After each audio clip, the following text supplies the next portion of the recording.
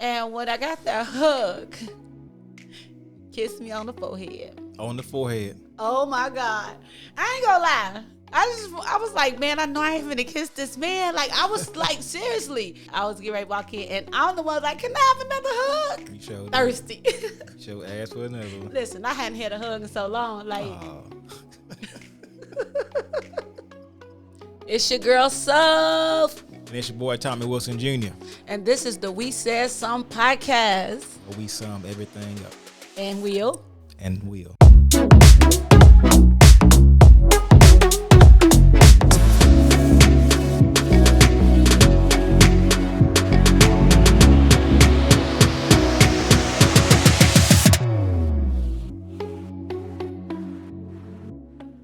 Oh, babe, how you doing?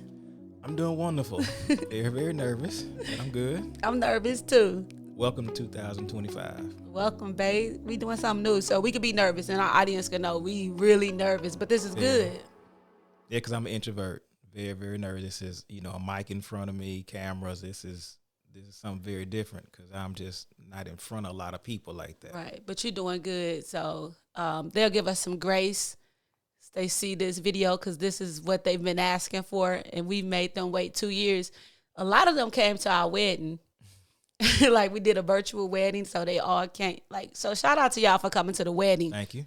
But I think, like, so many people have followed us and followed our journey, the love story, and they just been like, we want to know, like, how y'all met. They heard me preach about it. How I said I roared you in, prayed you in. Ho! So now we'll give them the full story. Right. Well, I mean, I went through something and, went through a divorce and not realizing, at first I didn't want to get married again, but I know I was marriage material, husband material. Right? Okay. So, babe, thanks. Seriously, that's good though.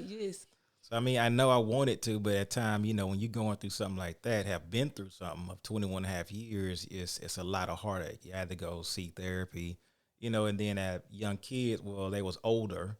Mm-hmm. So it's kind of good, but still felt like a failure as a father, as a man, and it was tough. But it was just like you go through that situation, and it's like, okay, I want this. Mm-hmm. And sure enough, just like as soon as I said I wanted to, you appeared, just like I appeared in your dream. So, I mean, it's good, though. It's good for both of us. So no, I think it's real good. And and that's the thing, too, because the fact that you was married 21 and a half years and have 3 amazing, beautiful kids who are now a bonus mom, too. But to be honest, we're going to be transparent, too, because on my list that I had, that was all, like, I don't want nobody that's been married, and I definitely don't want nobody with kids.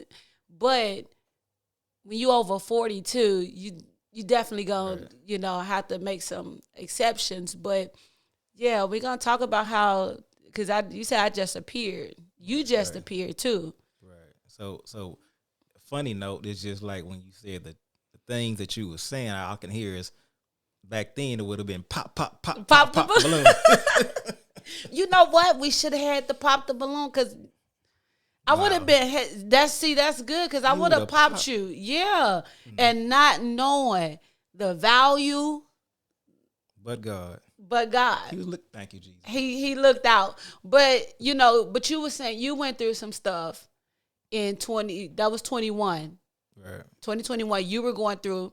And then in 21, I was going through, right? With the loss of my grandmother and my mom, like back to back. So grief. And I'm sure 21 and a half years of marriage, grief.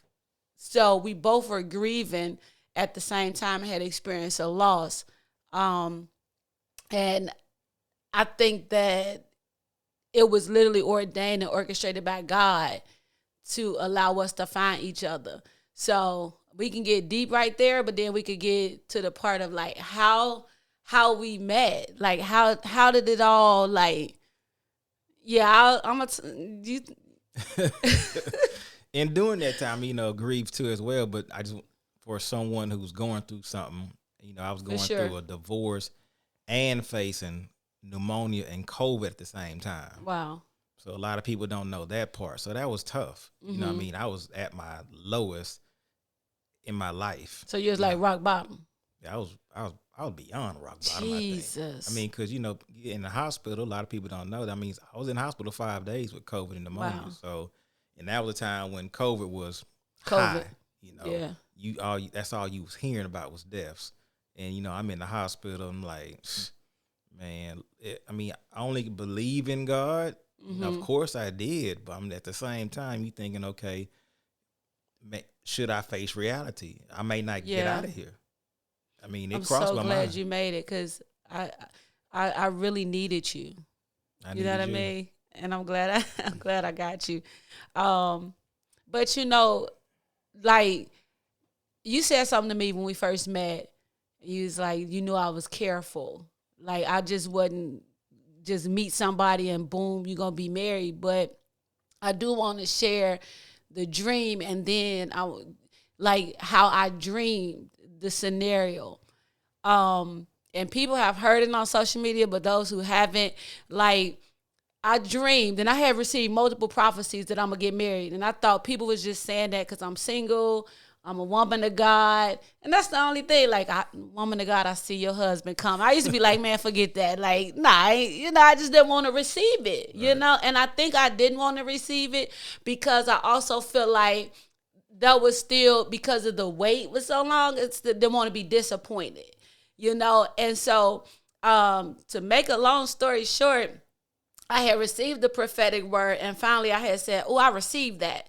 And then I took a picture with some mentees who were married months, like maybe 3 months before I met you. And they said, take this picture with us because this is going to be the last time you by yourself in a picture. And I'm like, man, I received that. And I'm just smiling with other couples. And that happened. And then I fell into a dream. And in that dream, I met a guy. And we hit it off so fast. We were like best friends overnight, literally like tight. And he said to me really fast in the dream, I'm in love with you. And I'm like, well, we might as well go together. Like, And so, next thing I know. I inquired about you. And, I got a picture and I'm like, a couple pictures. And I'm like, okay. The prophetess. Come on. The prophet.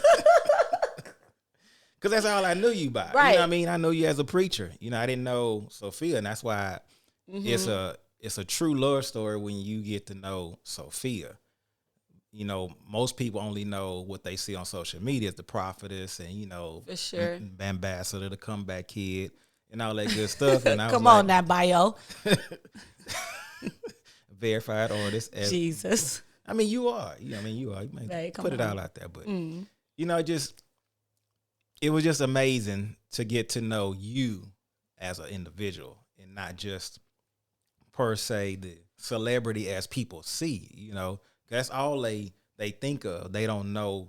I got to know you, and that's what made me fell in love. That was so attractive. Quick. Yeah, real quick. So, we inquired, we talked. It was just amazing. It's just like, it did happen quick. Then when you preach, at the church, we had talked for a little bit and I said, we need to go out to eat afterwards and set up a date. And, I had to let you know. Right after preaching though. Right after preaching. I was high in the spirit. People just falling out under the anointing. Recambandio. Oh, hey, yeah, glory. Looking out my peripheral because we had been on the phone talking for 2 weeks. Right. Like 2 weeks, like we were talking for hours. And the fact that you introverted, you had mustered up a lot of conversations. So we'll talk about that too, and right. down the road, because introversion did not stop you from your pursuit. Well, because like I said, when we was talking, there's a difference when you're actually getting to know someone. So I had to lay everything out, But as we was talking, I'm getting to know you, and right. I'm telling you everything about me. I'm not trying to hide nothing, sugarcoat nothing, just give you the real, at that time. You should have got it. Seriously, based off how they do Pop the Balloon now. Pop, because you was hitting me. No, seriously, you look good, but you was saying everything that I did not I wasn't looking for. Kids, divorce, married, rock bottom, starting over. Only thing though with that, I saw. That's why women of God, like you really, not potential, because I don't like using that word. Yeah. But God never allowed me to see your state you were in. I saw success, wealth. You look beyond my faults. I did. And I had to scratch my head like, girl, like, I mean, you look good, but you know, it's like looks. We were moving fast. Had we spent the night on the phone together? Let me clarify that. On the phone. Like on the phone. Before the first date? Yes. We fell asleep no, on the phone within 2 weeks. After the first date. Come on now. We wasn't even going together then. So tell them about this first date, because you did your therapy. So. Yeah, I did. I mean, because, you know, some guys, they'll go on a date. And that's, you know, just a regular date. But this wasn't an ordinary date because I'm going out with an ambassador. The ambassador. And you got through just preaching. So, but when we was talking on the phone, I felt like I told you, my missing piece. I felt my heart mending even when we first started talking, because you was very open, you know, and you listened to me. So, you know, I went to a nice 5-star restaurant. I got the menus actually printed beforehand. Wow. Went to Home Office Depot. Okay. And had your initials printed. And then I had the date. And I said our first date in Houston, H-Town. And I got some rose petals. I know you like wands. I got your little canvas shoes with the wands on it. Yeah. I had rose petals in the bag. And then I had the menus brought to the table. And when you looked, you was like, wait a minute, that's different. And you saw that. So, I mean, it was just, I just said, just order whatever you want. And what did you tell that part. Well, no. First of all, the restaurant you took me to was Lock Bar, which is very nice. The aesthetics, the setting, it was like late because church was over late. And it had like the live band. And I'm looking at the menu. I'm like overwhelmed first, but how you was handling me. So even though you knew you were going out with the prophetess, you was handling the woman.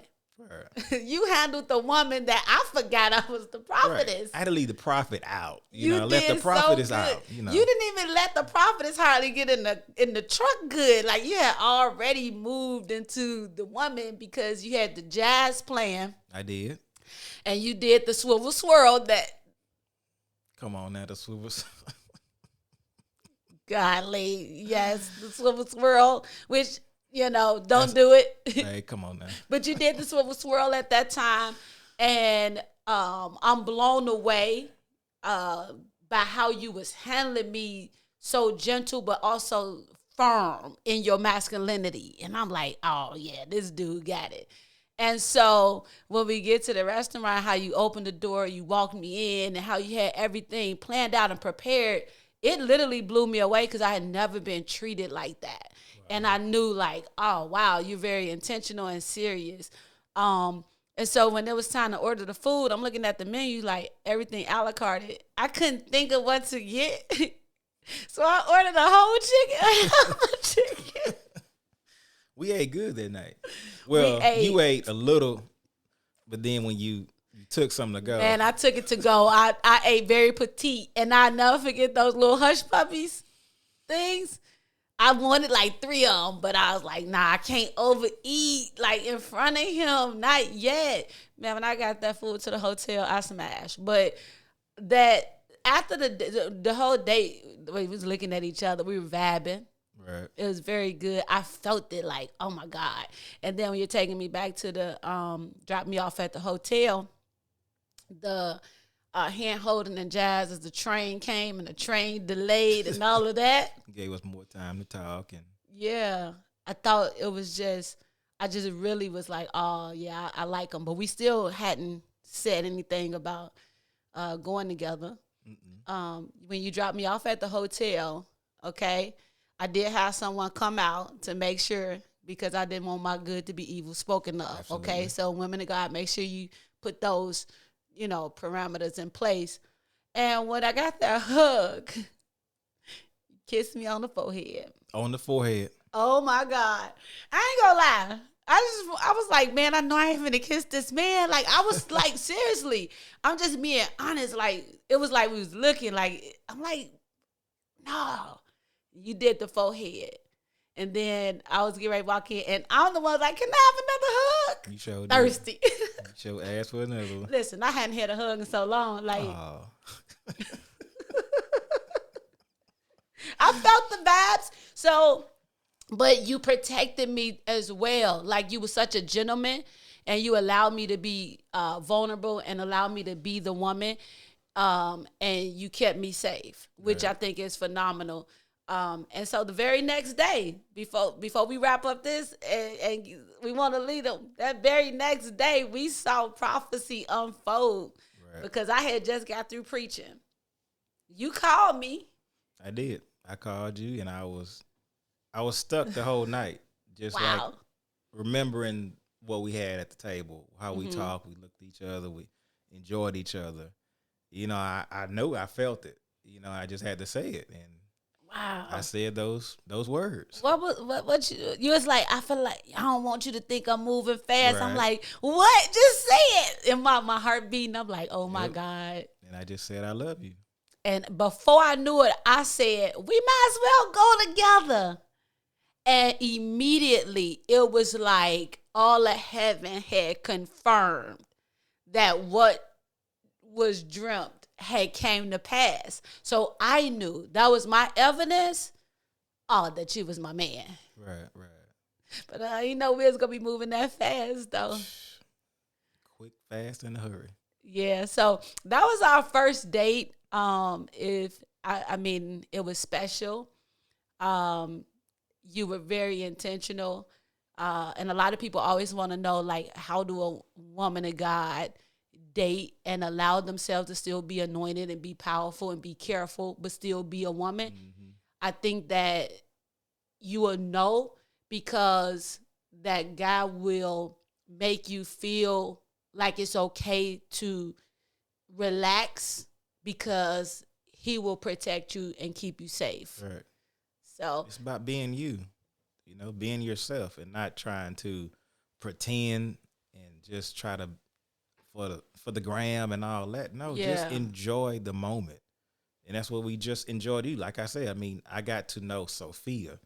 Mm-hmm. It wasn't about trying to impress the ambassador, the prophetess. No, I got to know Sophia, and that's who I fell in love with. Baby, he impressed me. How do a man know? Like, how did you know? Well, a man, they feel it. They know. They just know in their heart. It's like a gut feeling. It's like, okay, this is the one. I don't want to do nothing else. I don't want to play. I just want to. That's why I did what I did. I showed you how a grown man should act, how he should take a woman out, And it starts with, to me, I mean, it's small to some, but open them the doors, Yes. A lot of guys don't do that. And I'm not knocking. I've said this before. This is me. This is the way I was brought up. And, I think that's very important because if you're opening the door, then it means you're taking charge, for allowing your woman to open her own door. That's just not a good look for me. That's like, right. I preface that. Like how that's just for me. I don't, and it's not a controlling. I just don't want you to have to open your door. Now, if you're out by yourself, then I understand. But if I'm in your presence, no, I'm going to open your door. So, I mean, it's just being a man's man. And that's just, I think that's correct in doing it, So when a man is with someone and it's a feeling. It's just like you get the goosebumps and all that good stuff. You just know, like, hey, this is my person. This is who I want to spend the rest of my life with. Ooh, I think that's good. I get asked that all the time, like, how did he know that you was the one? And how did I know that you was the one? Because I dreamed it. And if I dream, it ain't even me trying to be deep. But if I dream it, I saw it before I saw it. Right. And I knew it bear witness with my spirit. And so it wasn't no manipulation. It was just pure confirmation that came from God. So, And I want to leave my audience with, like, we gonna keep it's Love Week, all right, and Love Month actually, and so we just gonna let our story unfold.